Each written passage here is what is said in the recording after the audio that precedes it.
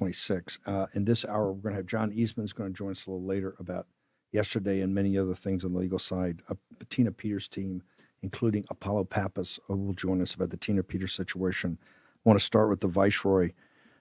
Mike, you have been at the forefront of what I would call talking about and assisting on this, the greatest crime of the century, the stealing of the 2020 election, everything the deep state did. There is movement. We know we have a top flight U.S. attorney down in South Florida that's working on this. There have been other efforts, as you've chronicled here on the War Room, with Tish James, with Comey.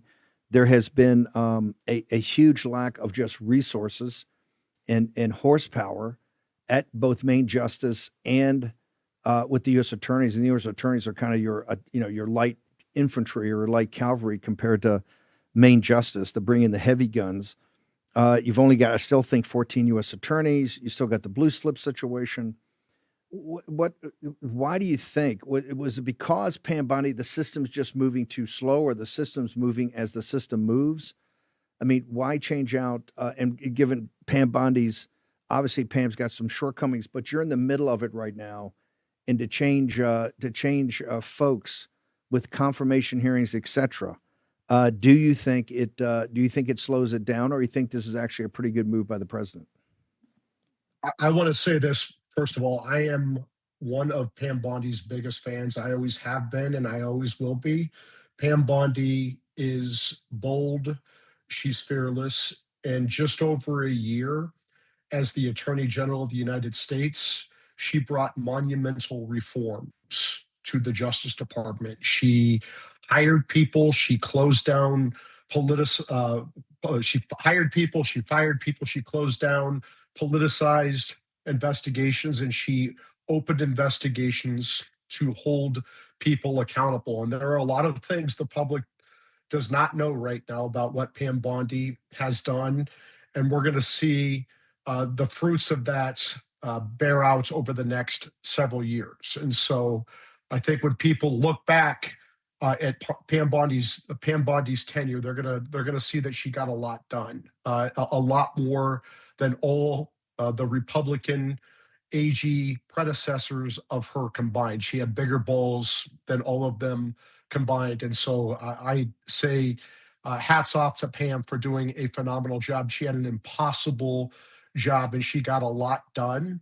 Now we have Acting Attorney General Todd Blanche, who was Pam's deputy. Hang on, who's going to continue the charge. Hang on a second before we talk about Todd fleeting up and other possibilities, because I think there's a pretty deep bench out there.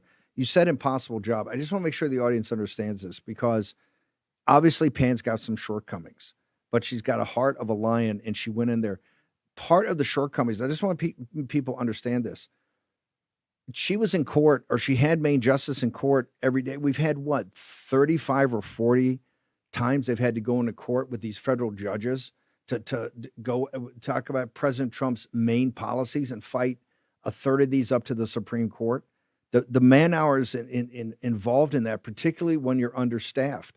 And I think we've done, particularly the War Room, not a good enough job of telling people that if you think the Republicans, hate MAGA because of mass deportations, and they hate MAGA because of America First foreign policy, and they hate MAGA because MAGA wants, President Trump's populist nationalist economic policies of tariffs to bring jobs back.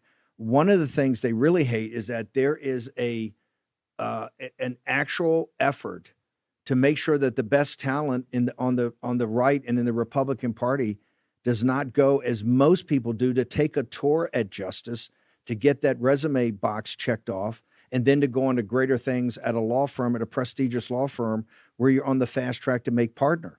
I mean, Pam Bondi, for all her shortcomings, that there was an open conspiracy against President Trump and the Trump administration to make sure she didn't have access, and therefore President Trump doesn't have access to the top flight legal talent that happens to be out there on the right.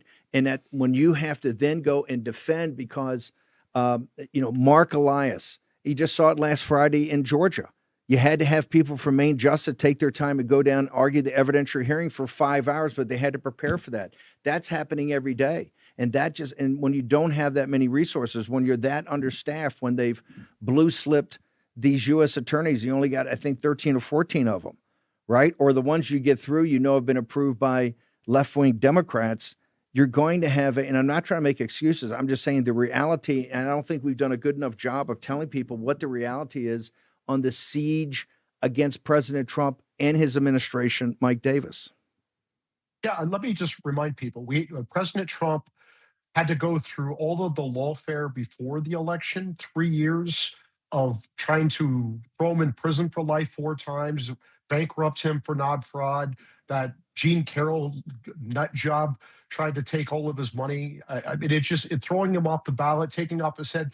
That was just the beginning. Remember when President Trump got back into office, we saw the unrelenting judicial sabotage by these Democrat attorneys, these Democrat plaintiffs, and these Democrat judges around the country trying to sabotage the will of the American people. And it was Attorney General Pam Bondi who broke through that sabotage and actually beat it. She went to the Supreme Court like 30 times and she won like 95% of the time. No attorney general has done more for Article 2, the presidency, and the Constitution than what Pam Bondi did in 1 year as the attorney general. And that's not hyperbole.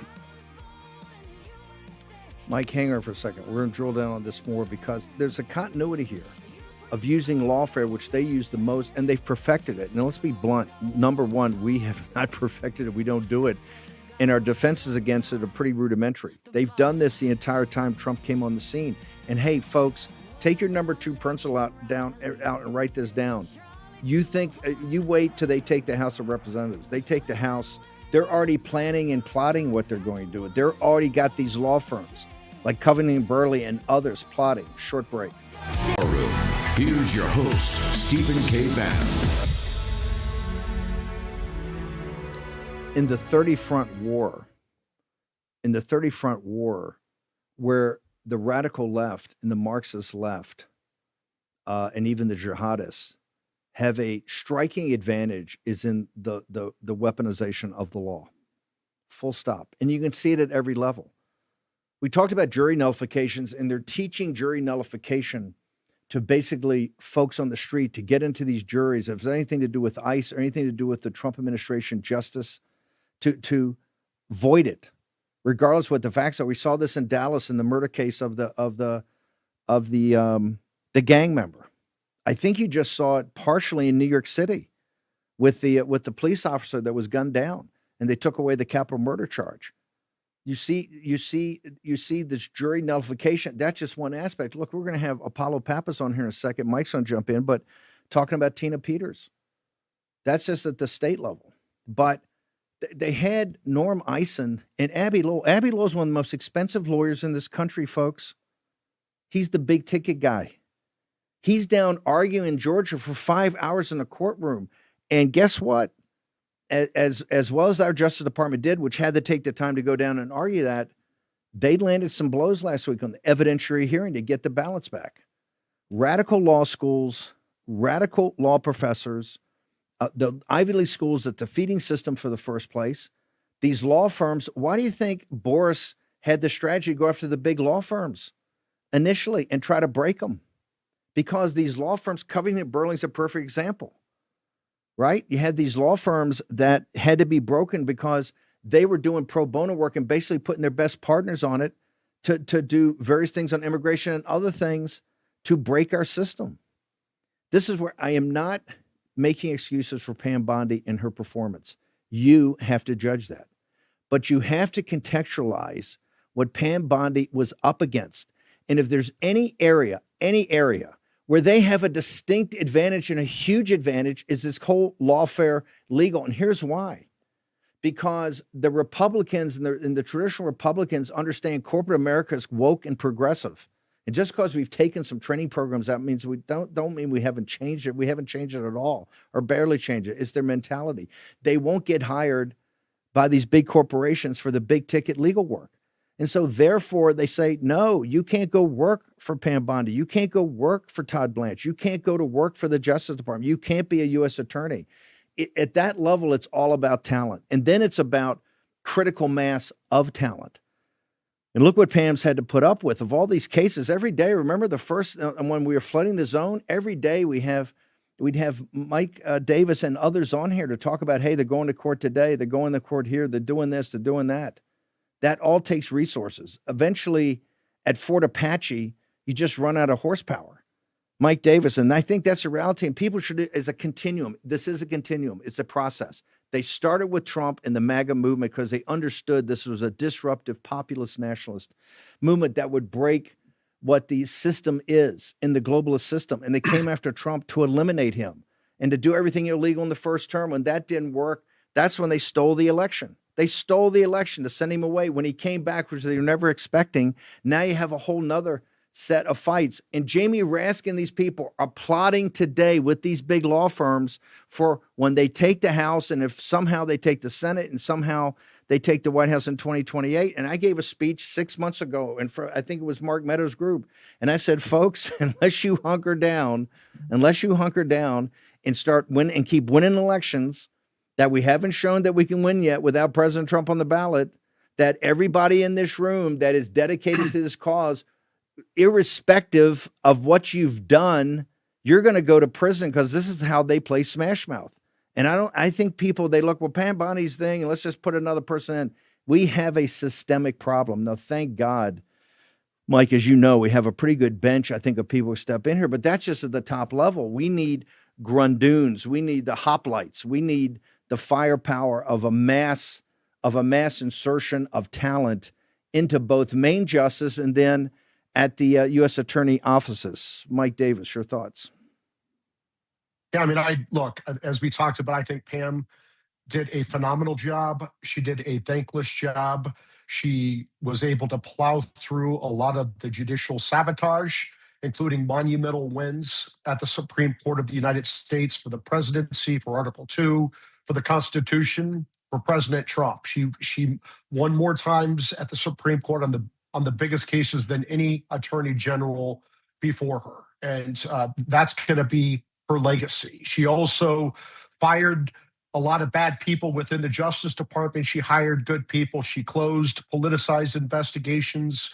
She opened good ones. Remember, it took 2 years for Jack Smith to indict. I think people forget that.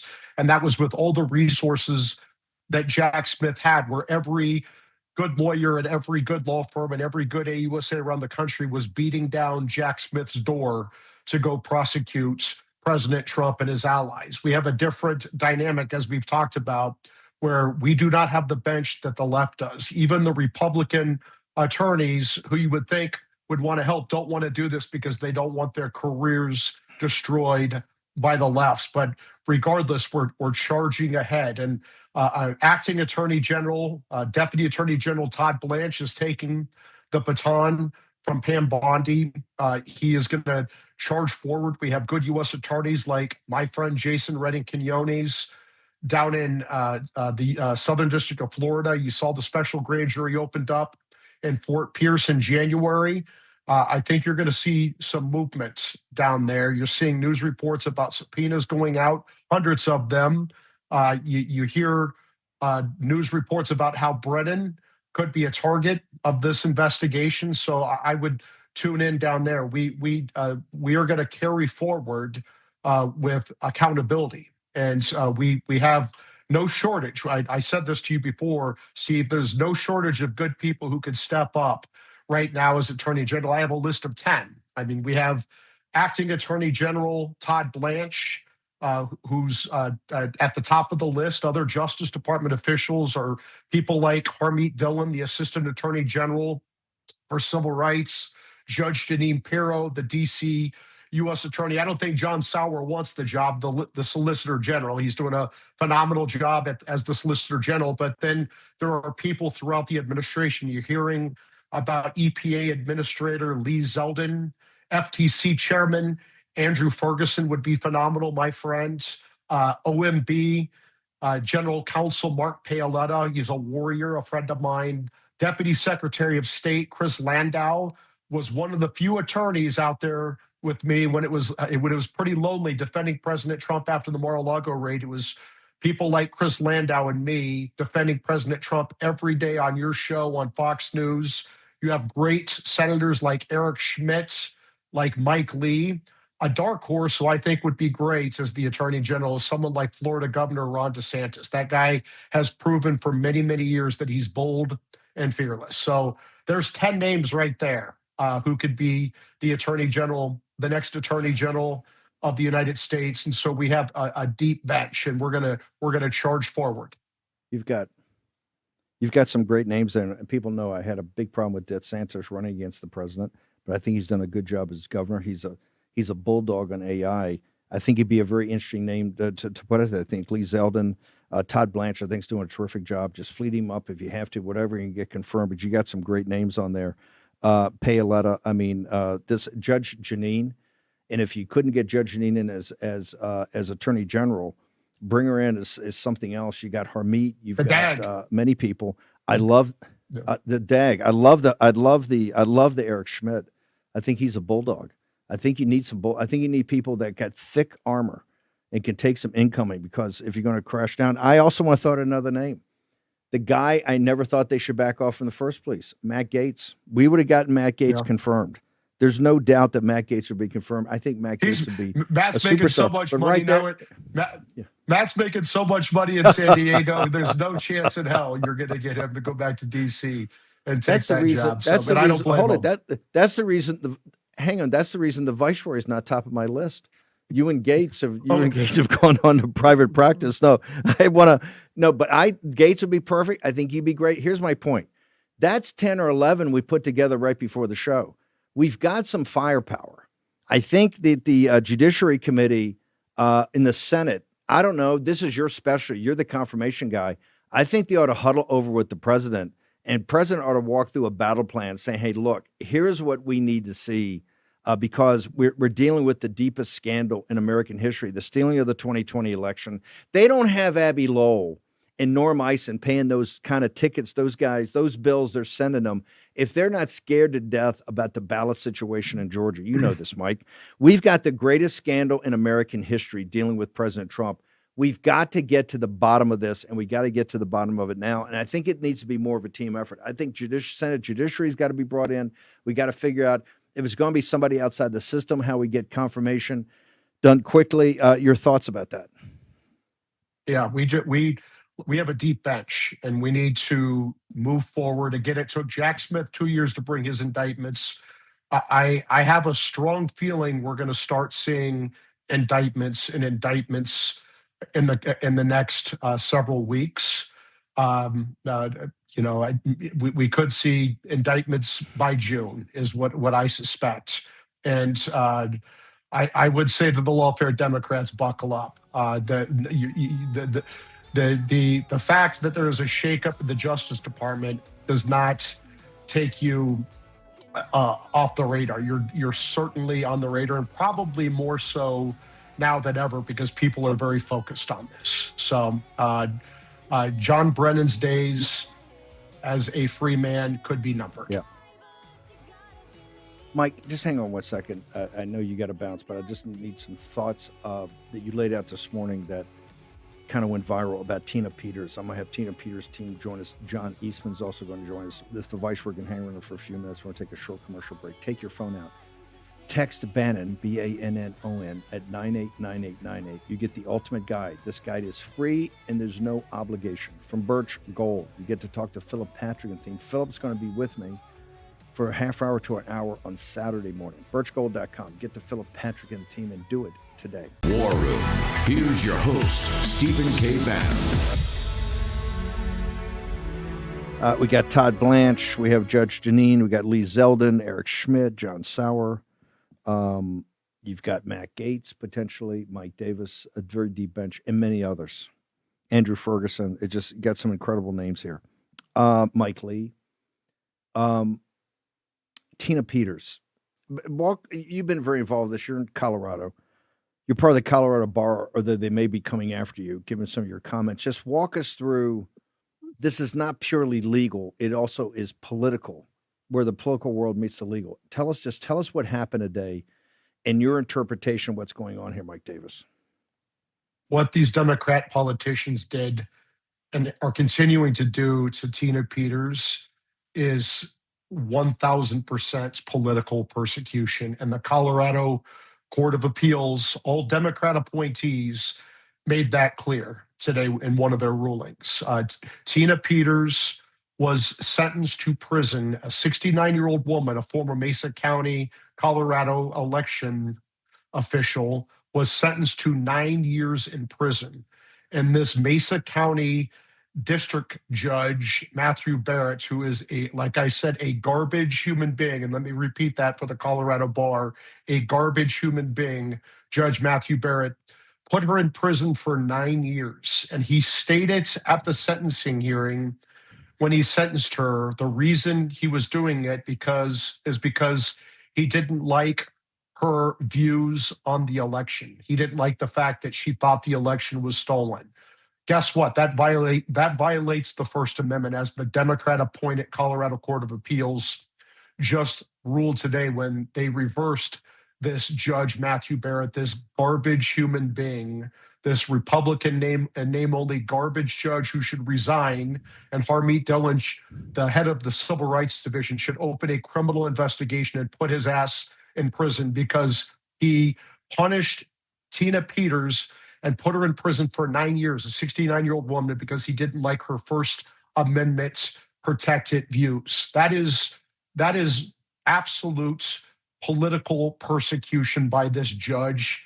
He's a complete garbage human being, and he must be held accountable. Okay, hang on. For us and not lawyers, the appellate court didn't do anything about, I believe there are 7 felonies, right, or aspects of 7 felonies. They didn't reverse that. They sent it back to the state district judge, this guy, back in Mesa County. They remanded it to him to resentence her. What is that? What does that mean? Because for non-lawyers, it sounds very confusing. Yeah, it means they affirmed the conviction, which they should not have done, but I didn't expect them to reverse the conviction because these are still partisan Democrat judges on the Colorado Court of Appeals. But this is such an egregious constitutional violation of Tina Peters' constitutional rights, her First and 14th Amendment rights, because this Mesa County judge said again that he's punishing her because of her viewpoints, because Tina Peters thinks that the election was stolen, because it was stolen. Everyone knows it was stolen. And the fact that she said that, this judge put her in prison for 9 years. He made it very clear at sentencing he was going to punish her more severely because of her viewpoints, because of her First Amendment protected viewpoints. I mean, it is outrageous that he did this. This is why at the Article 3 Project, we've been calling on Governor Jared Polis to commute her sentence. As we talked about this morning, Steve, I think Governor Polis was very close to commuting Tina Peters' sentence. And then these left-wing whack job Democrats in Colorado, like the fat pig, Jenna Griswold, the Colorado Secretary of State, raised hell, along with Phil Weiser, the pussy Attorney General in Colorado, another Democrat hack. And so the Governor Polis couldn't commute the sentence on his own. So I think these judges, these Democrat appointed judges, are helping bring much needed justice to Tina Peters' case by reversing this Judge Matthew Barrett and giving him a chance to fix this. I doubt he will, because he's such an idiot. He's one of the dumbest judges in Colorado. And so he'll probably screw this up again. And that's when I think the governor will have to step in and commute Tina Peters' sentence. You're going to put someone in, first of all, she didn't commit any crime, but even if you think that she committed a crime, she's being sentenced to prison longer than many very serious violent felons in Colorado. And this dumbass judge, the dumbest judge in Colorado, was dumb enough to say he did it because he didn't like her views on the election. I mean, again, I'm calling on Harmeet Dillon to open up a federal civil rights probe, a criminal probe on Mesa County Colorado District Judge Matthew Barrett for political persecution of Tina Peters. He needs to go to prison. The appellate court is clearly, because when we first talked about this on the show, I think it was right after Christmas, right around Christmas, when it was leaked that Polis was thinking of either clemency or something with it, because he's thinking of running for president, but he also sees they got other comparisons. I think he put one out of some woman that got like probation. He got lit up. And remember, he's in the firmament of their stars, right? He's a guy that was very instrumental in turning Colorado from a red state to a purple state, now to a blue, let's face it, a blue state. He, Deep blue. they lit him up like nobody's business. They lit him up. And so he's kind of hanging back. Obviously, he knows this is wrong. He's kind of admitted that. But what confidence we have, this guy is demented, this judge. What he said in the courtroom about Tina, how he had her dragged away, not even let some time go to get her affairs in order, which you would let her. They dragged her away like she was a murderer in this sentence. And they put her in this horrible maximum security prison. If let's assume that he's not smart enough to listen to the appellate court kind of reading the riot act. Let's assume he doesn't do anything. What are other options? Is it back to Polis, and now Polis is jammed up because he wants to run for president? He realizes he's got a problem here with the rest of the nation sitting there going, how'd you put a Gold Star mother? How'd you let this judge put her in prison at 70 years old for 9 years, sir? Yeah, I would say this to Governor Polis. This is a test for you to see if you're a statesman, to see if you're willing to correct a grave injustice in your state, or if you're going to be Jenna Griswold's bitch. I mean, that's what it comes down to. Are you going to let Jenna Griswold drag you around with a dog collar? Or are you going to be the governor and stand up and do the right thing here? And that, what does Matthew, again, I'm very serious about this. I think Harmeet Dillon should open up a criminal probe and send in the FBI and arrest this Mesa County District Court Judge, Matthew Barrett. He clearly persecuted, he clearly violated Tina Peters' constitutional rights, and he did it blatantly, he did it openly. And it's complete. These Democrats like Jenna Griswold and Phil Weiser and this Republican and name-only Judge Matthew Barrett, they are trying to kill Tina Peters. It's very clear. They want her to suffer and die in prison because she had the courage to speak out about a stolen election. And so they made up crimes and they punished her as harshly as they possibly could. They can go to hell, all of that. But in the meantime, I want Harmeet Dillon to put this Matthew Barrett in prison. Mike Davis, where do people go for Article 3 and where they go for your social media, which comes in hot every now and again? Yeah, Article3project.org, article number 3project.org. Donate, follow us on social media. The action item again for Take Action is for Colorado residents to contact Governor Jared Polis, tell him to take off Jenna Griswold's ball gag and commute the sentence of Tina Peters. She has suffered enough. Get her out of prison and get her out of prison now. Mike, if we don't have you back on over the next couple of days, have a great Easter. Thank you so much for spending some Happy time Easter with us. to you and to the Appreciate world. you. Thank you, Steve. Thank you, sir. Let's play. I want to play the clip before I bring in Apollo. Can I play let's play the Tina Peters clip and I'll bring